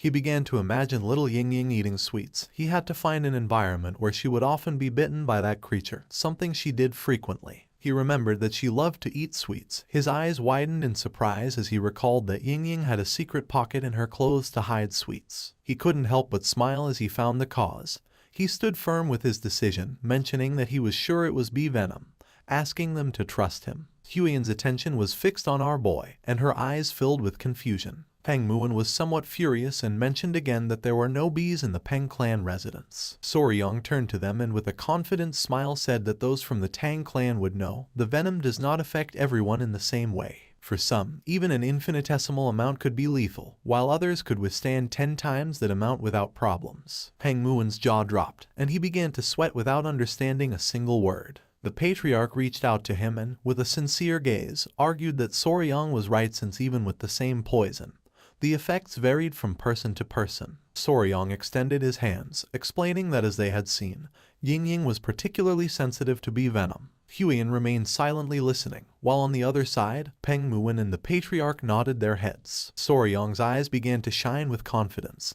He started touching his head with his finger and said that one thing was certain, she was vulnerable to bee venom. But since there were no bees in their house, that only left one possibility. Peng Muin started to observe our boy and couldn't help but sweat. Somewhere in the manor, the queen bee was lying on the ground with a tender gaze next to another bee. Soryong revealed that the culprit was in fact a bee, but a very special kind. Several hours later night fell. Soryong was crouched on the ground next to some rocks. Huiyan was illuminating the area with a fire lamp and behind were the patriarchs. The patriarch started to observe our boy with a confused gaze. Peng Muin's eyes expanded with curiosity, and he asked if Soryong was sure that it was here. Soryong's eyes began to shine with confidence. With a smile he said that he was sure this was the place. He asked Huiyan if she could illuminate the area a little.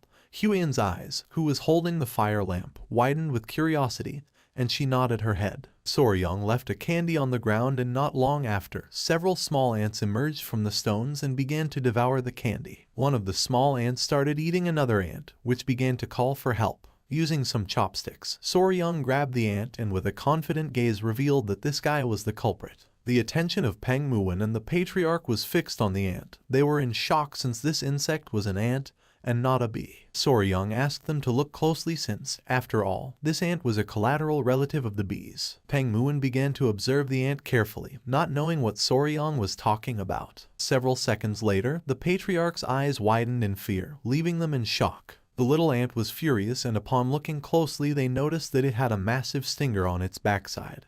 They could not believe that an ant had such a large stinger. The patriarch finally realized what Soryong meant by them being collateral relatives, while on the other hand, Peng Muin was left open-mouthed upon seeing an ant with such a large stinger. Soryong began staring at them, revealing that this creature was the collateral relative of the bee that had caused Ying-Ying to collapse, a real stinger ant. Peng Muin's gaze fixed on the ant, and he couldn't help but sweat, while on the other hand, the patriarch was in shock. This ant was the true culprit behind Ying-Ying's condition, belonging to the order Hymenoptera, family Formicidae, known as the Asian needle ant. The king stinger ant or Pachycondyla chinensis was from the order Hymenoptera, from the family Formicidae, and from the subfamily Ponrani. Many must be wondering what the hell ants had to do with stingers. It was simple. These stinger ants had evolved from the same ancestor as bees, which meant that they had retained many characteristics similar to those of bees. In fact, studies on the venom of stinger ants and bees had shown that people who suffered anaphylaxis from stinger ant venom also tended to react in the same way to bee venom. Soryong grabbed the ant with the chopsticks, making it become furious, pointing at it with his finger, and with a smile, our boy mentioned that he didn't believe the ant was targeting Ying specifically. According to him, it had probably appeared to feast on the demon beasts that had invaded the Tang household, revealing that the king stinger demon ant fed mainly on other demonic creatures. After being stung by the ant, one of Peng Muen's men carefully analyzed the sting. The mark looked like a common rash, so then they had no way of knowing what had really stung her. And by the time Ying regained consciousness a few days later, she simply assumed it was a residual spot from something insignificant. Peng Muen's eyes widened in surprise and his jaw dropped. Now everything made sense, and no one would have thought that Ying had collapsed because of such a pathetic and small creature. With a curious expression, he turned to the patriarch and asked if he could make an antidote. The patriarch closed his eyes and began to think. He opened his eyes, which were filled with seriousness, revealing that there was an antidote for bee venom. But cases like Ying's, where the body was highly sensitive to the toxin, often it did not work effectively. Peng Muen's eyes widened in surprise and his jaw dropped. The patriarch made it clear that just knowing the cause was a step forward, since at least now they could be careful before she collapsed again.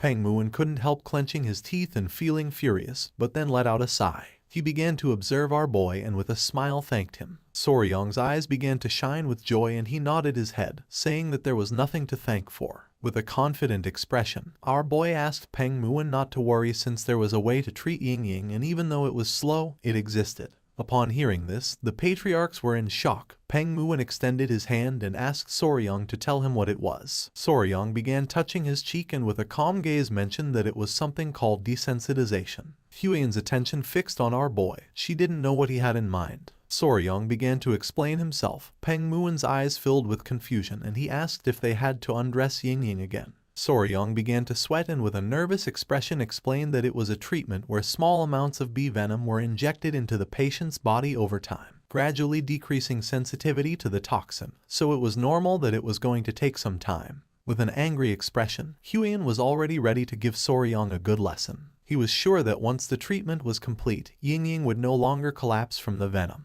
The patriarch, with a surprised expression, crossed his arms, realizing that Soryong's method was viable, since even in the Tang clan they had similar techniques.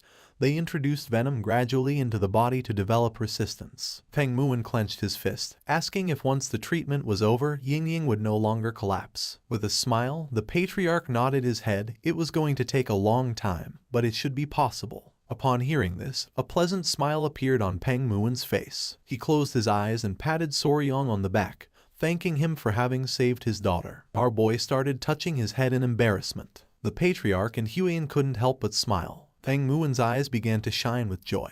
He grabbed our boy by the shoulders. After receiving such help, there was no way he would simply let it pass, so he asked if there was something that Soryong wanted. Whatever it was, Soryong only had to name it and he would grant it to him. Our boy started to sweat, then closed his eyes and felt somewhat confused, not knowing what was wrong with the people of this world. At the moment he helped them, they began to throw blank checks. With a grateful expression, Soryong greeted Patriarch Peng, saying that Ying was his little sister, so there was no way he could expect a reward in return. Peng Muen started laughing and gave Soryong another pat on the back, explaining that there was no such thing as modesty in the Peng clan, asking our boy to say what he wanted as a reward. The slap was so strong that Soryong began to scream in pain.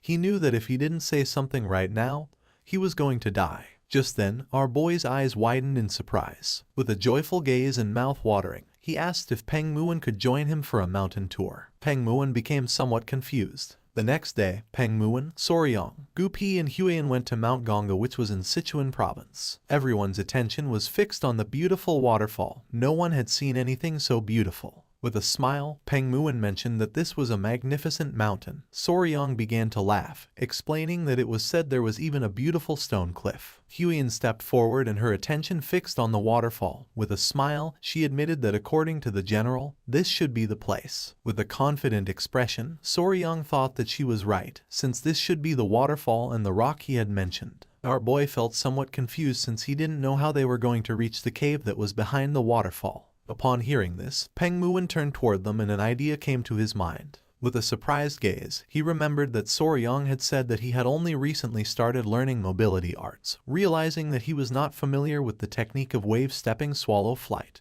With a curious expression, our boy asked what that was. At first, Peng Muin began to smile, but then his smile disappeared and his eyes filled with confusion. He grabbed Soryang by the shirt and lifted him into the air. Explaining was painful, so he decided to teach him directly.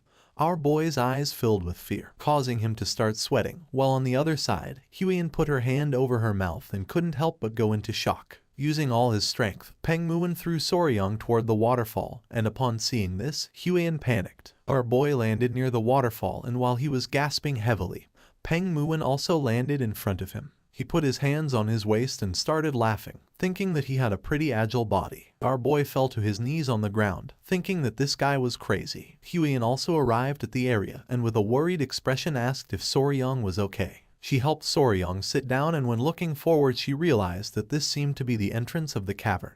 The eyes of our boy filled with surprise since an entrance hidden behind a waterfall was mysterious. The eyes of Peng Muin began to shine with joy. He decided it was time to enter and find out what was inside the cavern. A few minutes later, while the water from the waterfall was falling into the river, Soryang and the others entered the cavern. The eyes of our boy and Huiyan widened in surprise, leaving them in shock. With a worried gaze, he admitted that something felt strange. Huiyan, who was beside him, began to observe the place and nodded her head. In front of them were small rocks, and on top there were bright crystals, surrounded by dead plants. They knew there was no way that the general had lied. The interior of the cavern was nothing like what they had expected. Soryang sat next to the crystals and began to observe them carefully. This was how Eagle, who, the general of the Miram Alliance, had described it. A ray of light falls in the center of the cavern, and the ground is covered with countless nameless flowers in full bloom. It is mysterious and strange beyond words, like another world, a paradise. Peng Muin and the others began to walk around the area. Our boy's attention was fixed on the dead plants. For him this was like hell, nothing like paradise. Huiyan, who was walking behind them, admitted that although light entered through the hole in the ceiling of the cavern, there were no blooming plants. In fact, they all seemed withered and wilted. With a serious gaze, Peng Muin realized that a sacred beast was altering the environment around it. His attention fixed on the rocks, realizing that a cold kai was radiating from the center rock. With a sincere expression, Soryang admitted that the elder was right. Peng Muin grabbed his sword and asked them to stay behind him. Slowly, Peng Muin began to walk toward the rocks. His eyes began to shine with seriousness, realizing that this was a very serious cold. Just then, a creature let out a powerful roar. Soryang's and Huiyan's eyes filled with surprise. Peng Muin's eyes began to shine with seriousness. He unsheathed his sword, revealing that the creature was ahead, asking them to stay just behind him. Soryang's eyes began to shine with joy since for him the roar had been amazing. At that moment, a creature with bright eyes began to emerge from the rocks. It began to stare at our boy and let out another roar. Our boy's eyes widened in surprise and amazement, causing his jaw to drop. The creature was a chubby-tailed gecko. The creature began to walk toward them and its body began to emit a cold kai. It was approximately 1 foot long. It had small and round yellow eyes and a chubby little tail. Soryang put his hands on his cheeks and his eyes expanded with love. The gecko was so cute that he was about to lose it. Huiyan put her hand near her mouth and with a smile admitted that the blue lizard was very beautiful. Our boy clenched his fists and couldn't help but smile, since he knew she was capable of recognizing its value. While on the other side, Peng Muin began to sweat, but then clenched his teeth as he realized something. Then the gecko began to roar. Upon seeing this, Peng Muin tightly grabbed the sword, revealing that there was another gecko deeper inside. Upon noticing there was another one, Soryang couldn't help but wonder if they were pair. Smoke began to emerge from his nose and his eyes widened in surprise when he thought that they could even have offspring out of this. He explained to Lord Peng that they had to bring them back alive no matter what. The gecko started staring at Soryang with a murderous look and cold kai began to emerge from its body. Deeper within the rocks, there was another gecko that seemed to be injured. With a worried expression, Huiyan turned to him and asked if there was any problem. Soryong's eyes began to shine with seriousness and his attention fixed on the rocks. He had caught a faint glimmer, but he was sure of one thing. His eyes filled with concern and his gaze fixed on the gecko, revealing that he thought it might not be breathing. The other gecko opened its mouth and began to roar. Soryong decided to leave it to Commander Gupi. If something happened, he had to let him know immediately. The furious gecko was watching the entrance. Gupi, who was hiding, began to show a forced smile, asking Soryong to trust him. If the gecko showed any unusual behavior, he was going to inform Soryong immediately. Soryong left the cavern and decided to retreat for now. During the night, they lit a bonfire near the waterfall. Huiyan and Peng Muon began observing our boy who was standing near the entrance of the cavern. They knew nothing about its habits, and trying something reckless could harm the already injured creature. While the centipedes were playing with Huiyan, she adjusted her hair and with a loving expression asked our boy to come down and eat. Soryong closed his eyes and began to imagine Huiyan as his wife, preparing food for him. He couldn't help but blush since for him this was kinda sweet. Using the campfire, they started cooking the food. Peng Muon sat on the log, and with a curious expression asked if there had been any progress. Soryong, who was sitting next to Huiyan, began to ponder in silence, and then revealed that the creature hadn't moved at all. With a serious gaze, Peng Muon mentioned that when he had checked, the thing hadn't moved even a little bit. He asked if living creatures shouldn't at least be eating something. Soryong's attention was fixed on the campfire. For him it was strange, since usually geckos or common lizards fasted for several days when they were stressed. Especially fat-tailed geckos. They stored energy in their thick tails. If it hadn't eaten anything, it was likely surviving only on stored energy. They were reaching the point where a decision had to be made. With a serious expression, Soryong suggested checking on the gecko that wasn't moving. Peng Muon couldn't help but smile, thinking that they were finally going to catch the gecko. Soryong clarified that they were not going to catch it. He believed that they needed to check where it was injured, and if it got hungry, it could even eat something. He wanted Peng Muon to lure out the gecko that was watching the entrance. Upon hearing this, he couldn't help but feel somewhat surprised. Showing his bicep and a smile, Peng Muon asked if it wouldn't be easier to knock it out with a single blow. That way they would get both the healthy one and the injured one. Our boy started sweating, knowing that the gecko was going to die on the spot after being hit by those muscles. With a forced smile, our boy explained that if Peng Muon smacked it, even the rock thing that repelled General Jekyll, whose men could drop dead on the spot. Lord Peng started laughing, thinking that our boy was right. He gave Soryong a strong slap on the back, mentioning that it was no wonder that a scholar like him, always glued to his desk, had been relegated by a phenomenon like that rock thing. He thought that if he hit the gecko, he could kill it. With a serious gaze, Peng Muon asked if the plan was to subdue the gecko gently. Showing one finger, Soryong said that was the best move. With the help of a stick, Soryong began to draw on the ground, explaining that first, Peng Muon was going to lure out the lively gecko, then he and Huiyan were going to check on the one that seemed to be injured during that time. Huiyan threw some rocks on the ground, explaining that in the meantime, the poison division could block the path to Soryong. The Lord nodded his head, thinking that this seemed to be the best approach. With a smile, Peng Muon asked if there was anything else he should watch out for. Our boy asked him just to make sure it didn't reach the wall, since it could climb it and come over to his side. Peng Muon hit his fist on his chest, and his eyes began to shine with enthusiasm. He decided to move since his body was eager for action. He started running toward the cavern. Soryong panicked and asked him to please go slowly. A smile appeared on Huiyan and Soryong's face. Our boy knew that if the gecko was sick, then it might not have much time left. Peng Muon, who had the sword resting on his shoulder, Soryong and the others entered the cavern. Upon noticing that they had returned, the gecko's eyes began to shine with rage. Soryong brought his hand to his mouth and whispering gave Peng Muon that he could begin. Upon hearing this, an excited smile appeared on his face. Peng Muon drew his sword and while his eyes were shining, began to imbue mana in it. He and his men drew their weapons and began to advance toward the rocks. Upon seeing that they were planning to attack, the gecko's eyes began to shine with rage and it let out a loud roar. It jumped and using all its strength, attacked, but luckily Peng Muon reacted in time and blocked the attack using his sword. The gecko struck hard at the sword using its tail. He couldn't help but smile as he couldn't believe that such a small creature was good enough to be a first-rate warrior of the Peng family. The creature backed away, only to gather momentum and attack again. Upon seeing this, an excited smile appeared on Peng Muon's face and his eyes began to shine. Using the sword, he deflected the trajectory of the gecko's attack, and when it realized it, it couldn't help but feel somewhat confused. With a serious gaze, Peng Muin told his men that this was their chance. In the blink of an eye, Peng Muin's men surrounded the small creature. It got angry and started roaring. Soryang's eyes filled with fear, but Huiyin grabbed him by the shoulders and whispering suggested moving quickly while they could. A while later, they moved away from the area and reached the rocks. Soryang's eyes widened in surprise. With a worried gaze, Huiyin asked if the creature was really injured. He replied that it seemed so. Upon observing closely, he noticed that the tip of the tail was necrotized due to an incomplete shedding.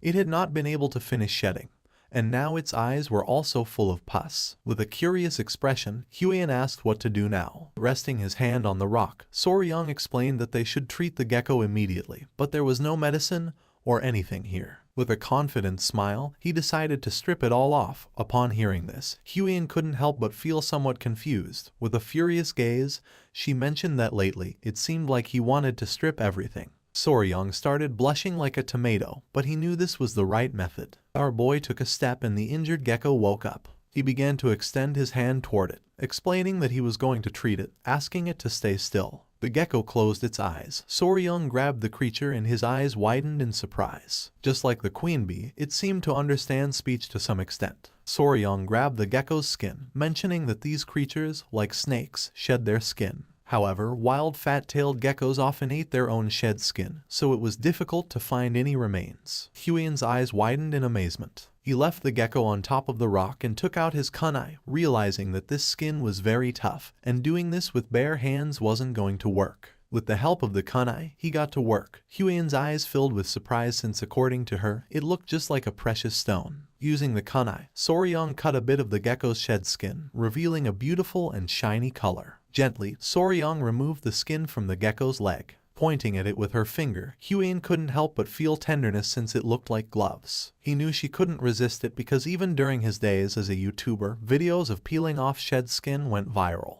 Now the only parts left were the head and the tail. Soryang acted carefully since one had to be cautious around the eyes so as not to hurt the creature. There was pus accumulated in the gecko's eyes. It was because it had not been able to shed completely. Now the inflammation had filled its eyes. Very carefully and gently, Soryang managed to remove the skin from the gecko's head without hurting it. With a smile, our boy asked if it felt better. The gecko's body began to tremble until it opened its eyes. Huiyin couldn't help but feel somewhat excited. Soryang began to observe the gecko closely. Huiyin asked if there was any problem. With a sincere gaze, he admitted that yes. Pointing at the gecko's tail, he mentioned that he was debating what to do with its tail. He began to sweat since he knew that to stop the necrosis, he would have to cut off the tail. But in its current state, cutting it could kill it instead. Just then, Peng Muin began to shout, asking Soryang to be careful. Upon hearing this, he and Huiyin went on alert. Peng Muin revealed that they had lost the gecko. Just then, the gecko appeared behind them. The creature's eyes began to shine with hatred. Upon noticing this, our boy panicked and asked it to calm down. Showing the kunai and holding the gecko in his arms, Soryang explained that he was only trying to help and treat its friend. Our boy's attention was fixed on the kunai and his eyes filled with surprise and confusion. Upon seeing the weapon, the gecko exploded with rage and began